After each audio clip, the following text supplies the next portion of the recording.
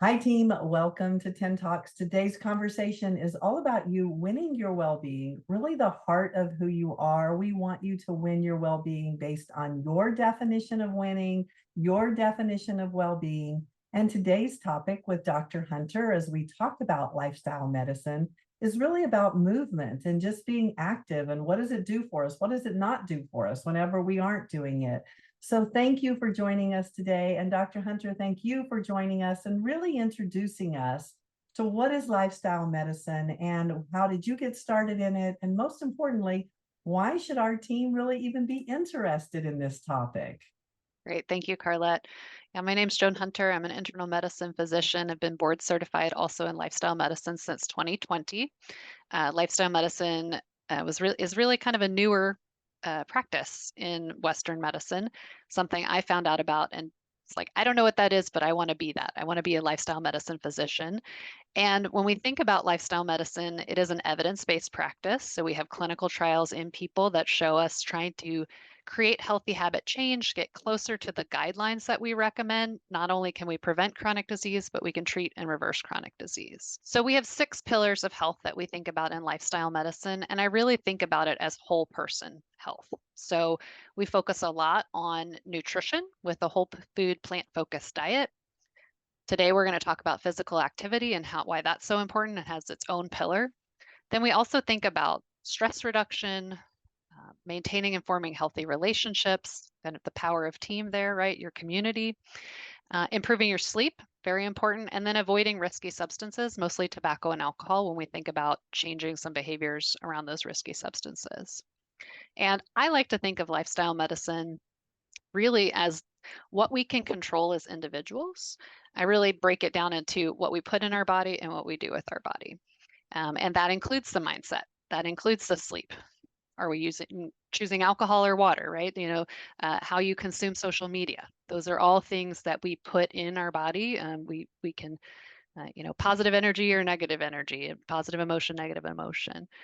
And when we think about the power that lifestyle medicine has, we know from the data that if we could improve diet by eating real food, move our bodies, and stop smoking, we have the power to prevent 80% of heart disease and stroke in this country, 80% of type 2 diabetes, and 40% of cancers. So, and those are our top 3 causes of death in this country. So, such an impact that we have through what we put in our body and what we do with our body. And so, really, I want to talk today about physical activity and how that makes an impact. Well, the great part about this well-being component is that our brand, Sports Life Coaching and Chief Wellbeing Officers, we are about raising the intelligence of the well-being. Really, how do we get smarter? How do we raise our MEQ, which is the intelligence of me? And today we're going to be talking about being MEQ, the intelligence of being me. And we put it inside this Q because it's so important when we're talking about exercise or movement, that it's what I like to do, that it's something that I can do for a lifestyle, not a moment in time, not because somebody's making me. What do you love? What do you really want to invest in?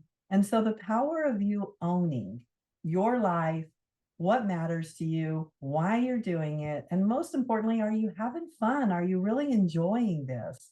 When you find the joy in your life, you find the reason to really live and to make the choices that help elevate our well-being Q. So as we think about being MEQ, we're going to introduce the sports life coaching tool of stats. And stats is all about facts.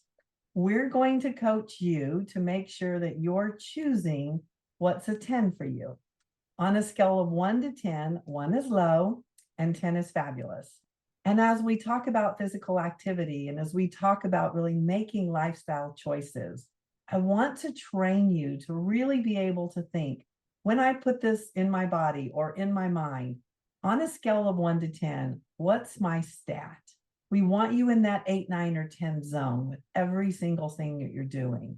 So as you choose an activity, as you choose movement, what's my stat on this? As you listen to our conversation and you hear this information, what's my stat on this?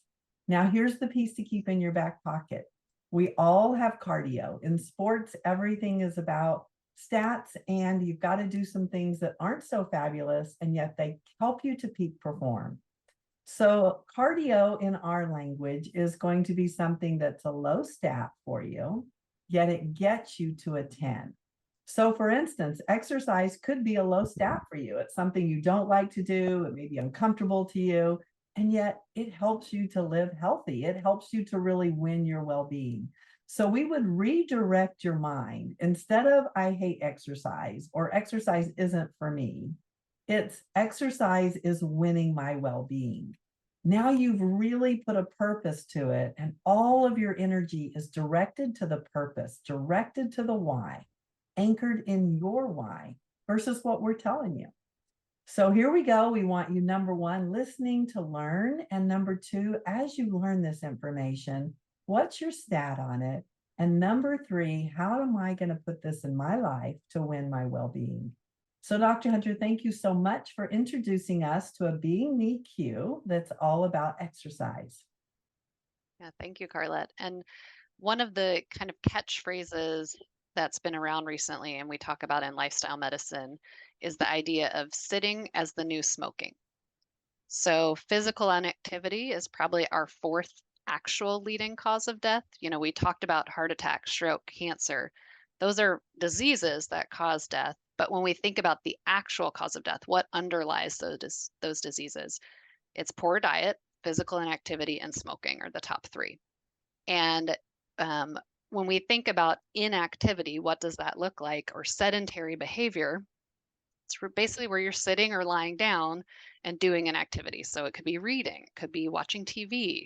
Um, you know, one of my favorite hobbies is building a puzzle. I'm sitting down while I'm doing that. And we know that if you sit for more than 4 hours continuously, you know, maybe binging your favorite show on Netflix, you have a 50% chance of increasing your risk of death from any cause. 120% chance of cardiovascular disease going up.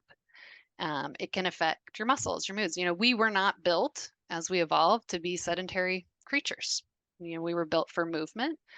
And so we're really starting to understand the impact of sedentary behavior and how it affects our health. That sedentary time, TV watching specifically, has one of the highest risks of type 2 diabetes and cardiovascular disease. And some of that is because it pairs not only sedentary behavior, but with a lot of mindless eating. And usually we're not snacking on the healthiest things. You know, we don't sit down in front of the TV to watch our favorite show with a big bowl of carrots and hummus, right? Usually it's popcorn or chips or candy. And if your brain is doing something else, but your hand keeps going to your mouth, you may not even really be enjoying it, right? You may not be having a 10 for that snack because you're not even thinking about it. So this has been an interesting finding that really TV watching in particular has this negative impact. So just be mindful of how long am I being active during the day? How long am I sitting for a row? A lot of us, you know, I think it's about 80% of jobs in America today require no physical activity. I mean, even the way we're bringing you this podcast, you know, we're on our computers, we're at home. I'm actually standing, but most of us working from home, doing things like that, we're sitting down for many hours a day. And I want to take a pause just to define what is physical activity. It's really any bodily movement that you're using your muscles to do, and it burns some calories. It expends energy. That's a little different than the term we think of as exercise, which is actually physical activity you do with a goal of improving your health. So one of the things I want to impart to everyone today is that all movement is good movement. Even if you're not calling it exercise, I want you to be active. Well, I really appreciate defining that. So team, as we talk about what's a 10, as we win the well-being in this Being Me cue, it's all about really movement. And so is the movement that you're doing, is it enjoyable for the day? Are you doing enough of it? Are you moving throughout the hour? Or is everything really about this being still? And so I want to add the mindfulness component to it, because that's that connectivity piece of what I'm doing, what's my stat on it, and how do I raise it? How do I get better? How do I really own what's important to me and raise my well-being cue in a way that's super personalized? So Dr. Hunter, how do we begin to have new thinking about exercise and movement. Great. And some of this was new thinking for me too when I did my training. In medicine, we're very highly focused on cardiovascular exercise, which is wonderful. Does a lot of things. It improves the function of our heart, and it is what we can do to decrease that risk of heart attack and stroke. And it's not the only type of physical activity or exercise that we recommend. So we talk about the cardiovascular exercise. We'll talk about the national guideline on that. But we also need to think about two other components of physical activity. One is resistance training or strength exercising. We can also think of that as muscle building activities. And the third is balance and flexibility. And so thinking about your stretching, maybe before or after a workout, thinking about core work, that sort of thing. So these are actually all components that go into a healthy and really full body, complete physical activity package. Well, and what I really respect about thinking of this exercise and movement and weight training and balance is we can use our bodies as the weight. So we don't have to be at a gym. We can be outside. We can be doing things that are part of your lifestyle. So as you're listening, really think about, okay, when Dr. Hunter talks about weightlifting, I'm not going into the gym necessarily. If going to the gym's a 10 for you, little victory dance, that one's fabulous. Or you can think of a new skill that really is about the weight training from a perspective of your body or what you're lifting, the groceries, whatever it is that's happening, switching your mind to thinking about how good it is for us to actually be using our muscles from a strength perspective. Absolutely. And that's something that I counsel a lot of people on when we think about muscle building. The stats on muscle losing are actually really kind of scary. So we start losing muscle mass between the ages of 30 and 40 if we're not actively building muscle. And so when I talk with clients in their 60s and 70s who can't get up off the floor if they get down there, so how their quality of life is limited because maybe they can't get on the floor to play with their grandkids anymore. And B, when they're trying to lose weight or maintain a healthy weight, doesn't matter how many calories they consume, they can't do it because our skeletal muscle mass is linked to our metabolic rate. So if your muscle mass is down by 30% by the time you're in your 60s or 70s, so is your metabolic rate. It's really hard to eat less calories to outpace your metabolic rate at that level. And especially for women, especially as we age, bone health is hugely impacted by muscle building. Again, the balance, having strong legs and core to keep you upright and keep you from falling. So I talk to people about this a lot, but really the recommendation is doing some sort of muscle building activities 2 to 3 days a week, non-consecutive days. You want to give those muscles time to rest, heal, and repair. And I think about muscle as a use it or lose it resource, right? We start losing it if we're not using it. But I also have changed the way I talk to patients about it because it's a renewable resource too.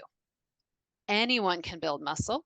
There's studies recently of 80 and 90-year-old patients in nursing homes appreciably building muscle by doing muscle building activities. And as Carlette was saying, this does not have to be going to the gym and lifting heavy.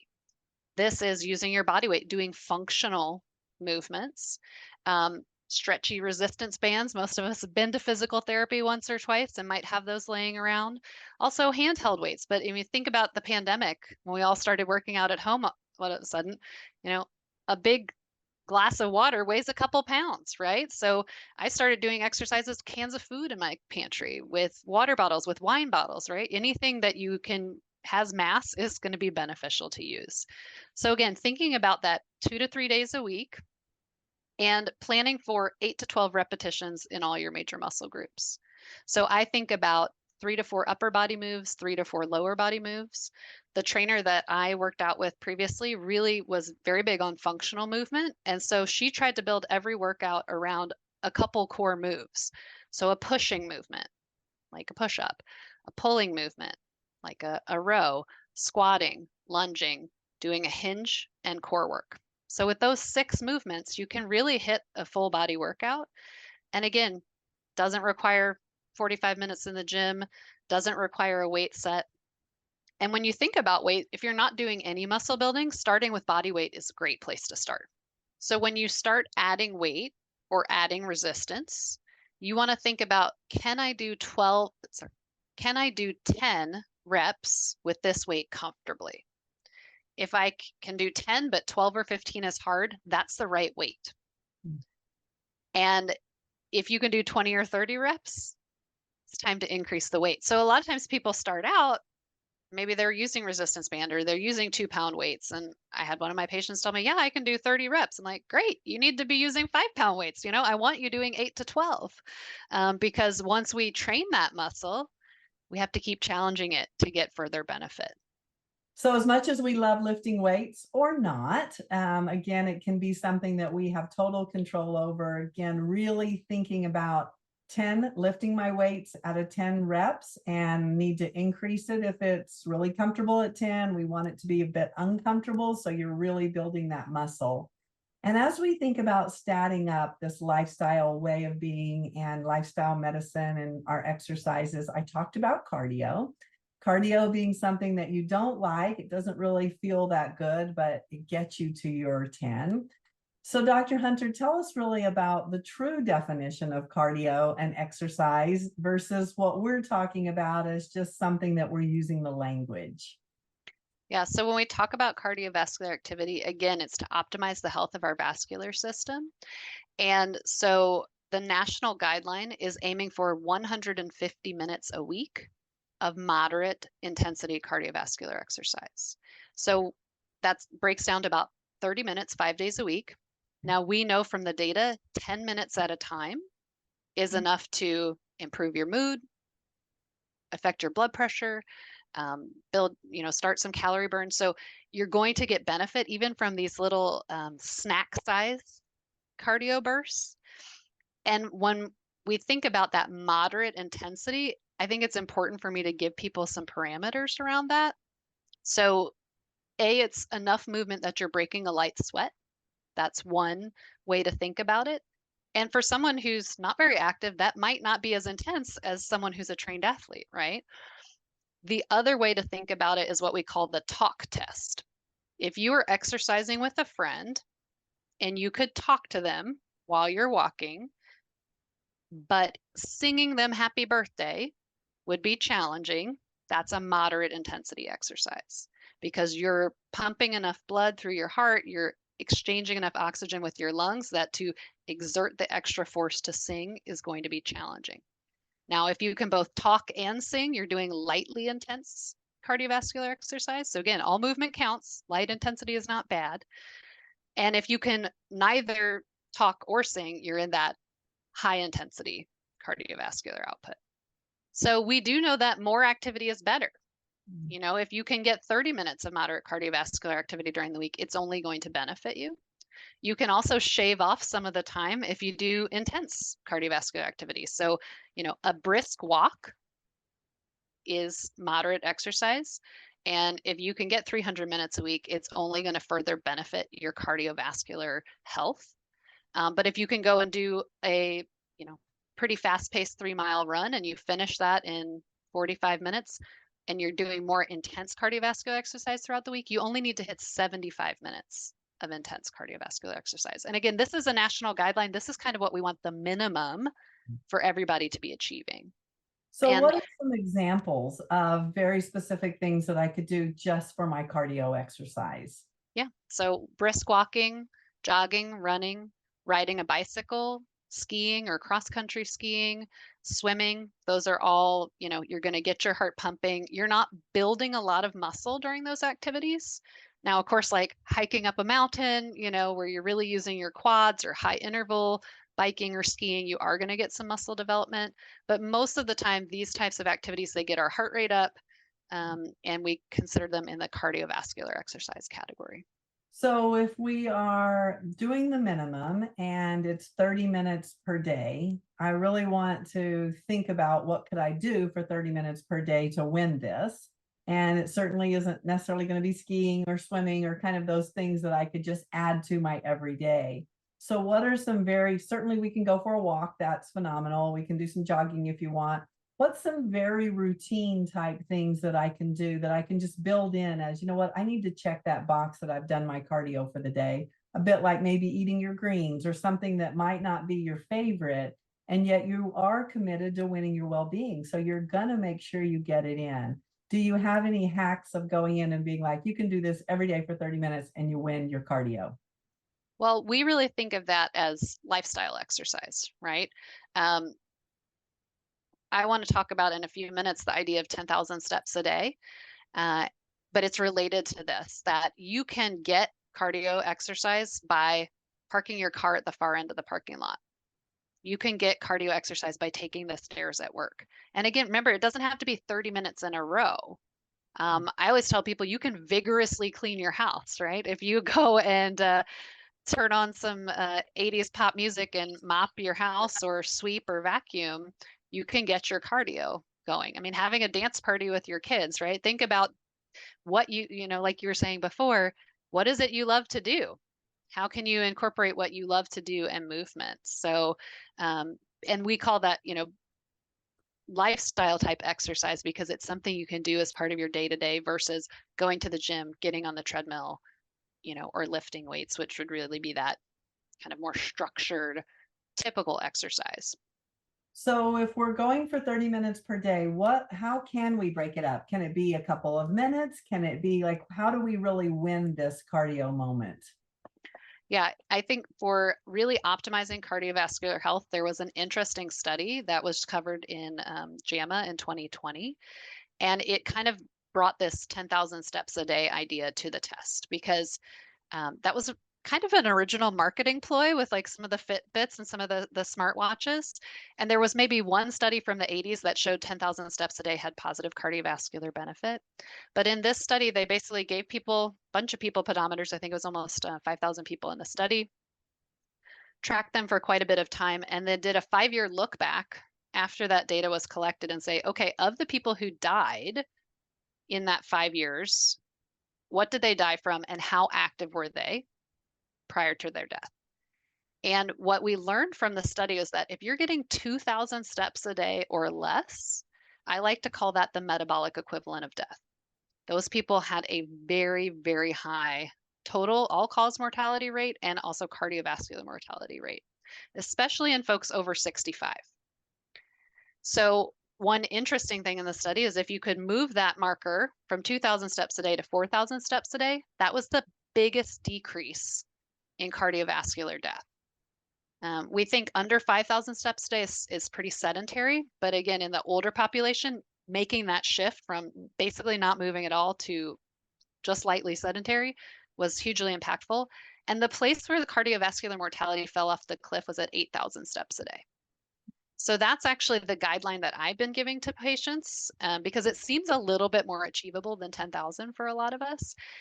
And the really interesting part of this study kind of goes against what we are just talking about with the moderate cardiovascular exercise, but it did not matter the intensity of the steps. And so what I've taken this to counseling people on is just move throughout the day, right? So we have seen in other studies at least 10 minutes of exercise at a time really gets you all those boosts in your mood, those benefits. So think about taking your dog on the walk. Go a couple blocks, right? For people who work at home or tied to a computer, set a timer on your phone for every hour, hour and a half, every 2 hours. Make sure you're getting up, go get some water, walk to the bathroom. Some of my patients try, okay, if I need to go to the bathroom, I'm gonna go the one all the way at the other end of the hall, right? So just try to get some steps and some movement every hour, every other hour. And think about just those little exercise snacks, cardio snacks, right? Taking your dog on a walk, take a walk at lunch. For our metabolism, walking after meals or being lightly active after meals, however that looks for you, can really help with, aiding your bringing your blood sugar under control. Well, we certainly are on our cell phones a lot. You can be walking around while you're talking. So even if you just go out in your backyard and you choose to walk around while you're talking, that's really making sure that we're active versus laying down and talking. So, or just sitting and talking. So I love the creative component and really owning, according to Being Me, raising that cue. How are we taking this information and personalizing it?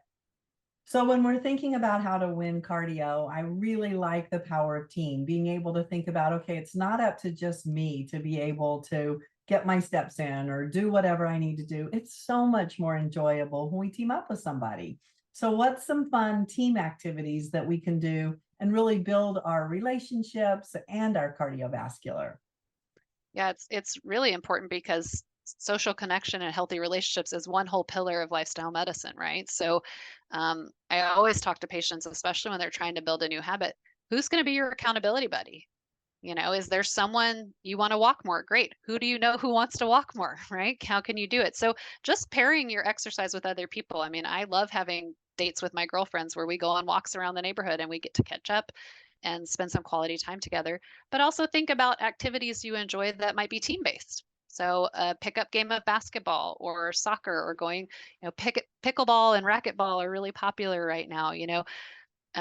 Going to meetups where there's an activity focused type thing, meeting up for a hike. So, yeah, the more you can tie the cardio with things that you enjoy and the people that you love, you're going to be more excited to really build this in as a habit, to make sure that you get movement every day.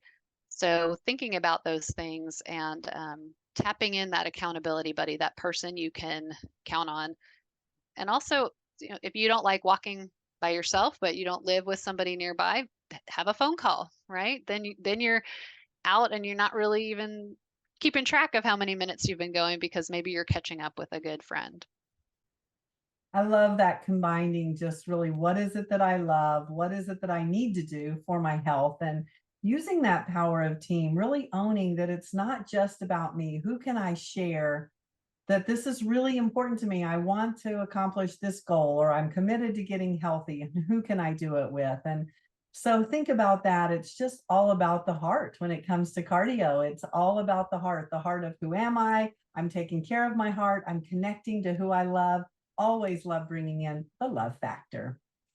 Absolutely. And we've talked before about self-care and the idea that the heart feeds itself first. So, I love getting up and doing my cardio first thing in the morning. And if I can do it with a friend, even better. But then I know that I'm taking care of myself. I'm taking care of my physical heart, my emotional heart, my filling up my own cup, and maybe tying in a friend along the way. So you can hit multiple pillars of lifestyle medicine doing that. Love it. So we know we're taking care of our heart. We know that we're doing our cardio, the things that we really need to do to stay active and to decrease our risk of so many things medically, and also just raise our stat on life and the enjoyment of it. What about that balance and flexibility component that's so valuable? Yeah, I was really surprised in my training to learn that the recommendation for the balance and flexibility is a daily practice.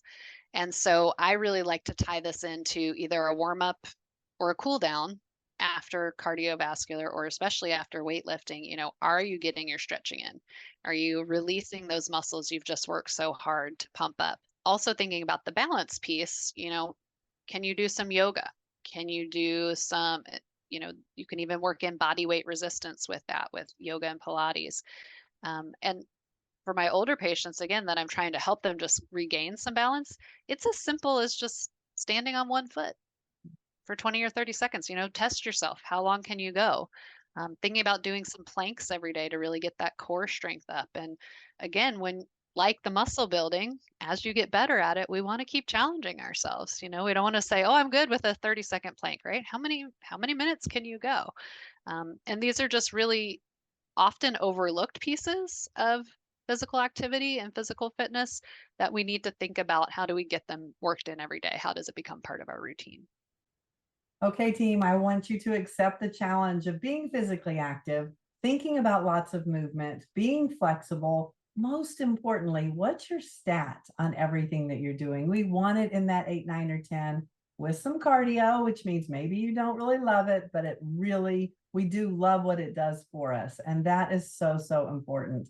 So, Dr. Hunter, thank you so much for really the education on lifestyle medicine. And today it's all about the physical activity component, the movement, and why it matters so much. So let's see how active you can be and stat up on a scale of 1 to 10, how much you enjoy it every day. Thank you so much, Dr. Hunter.